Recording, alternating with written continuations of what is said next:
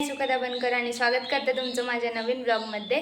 तर आजचा दिवस जरा कंटाळवाणा चालला होता, तर मग विचार केला की जरा बाहेर जाऊन यावं, कारण की घरात राहून राहून आता खूप कंटाळा आलाय. जरा साईराजला बोलूयात, आमचा कॅमेरामॅन. चला चला मागं चला. अरे फोन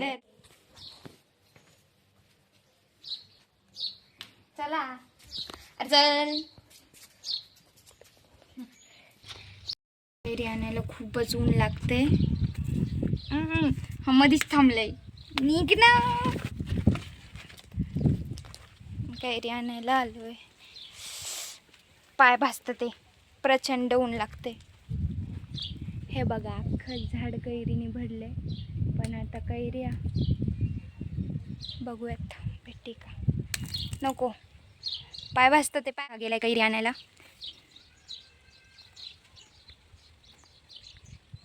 भेटली कैरी, पण ती चांगली आहे का नाही काय सांगता नाही यायचं.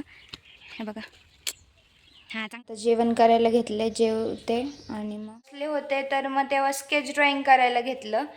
तर मग स्केच कंप्लीट झाले. तेव्हा शूट घ्यायचा राहिला ॲक्च्युली. आणि माझ्यासोबत माझा भाऊ पण स्केच करत होता. तर मग दोघांचे पण स्केच तुम्ही बघू शकता. हे बघा.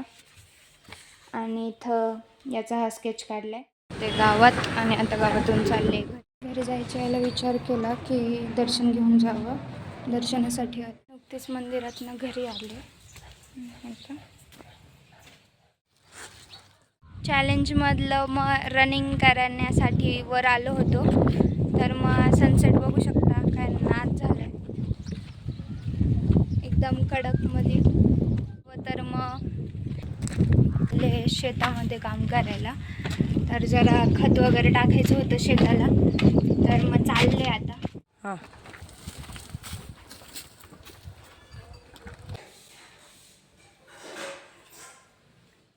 फ्रेश वगैरे होऊन टेरेसवरती आले. जरा म्हणले थंड हवेमध्ये फिरावं. तर आज खूप दमले. तर आजचा ब्लॉग इथंच एंड करते. उद्या पुन्हा भेट होईल. जय श्रीराम.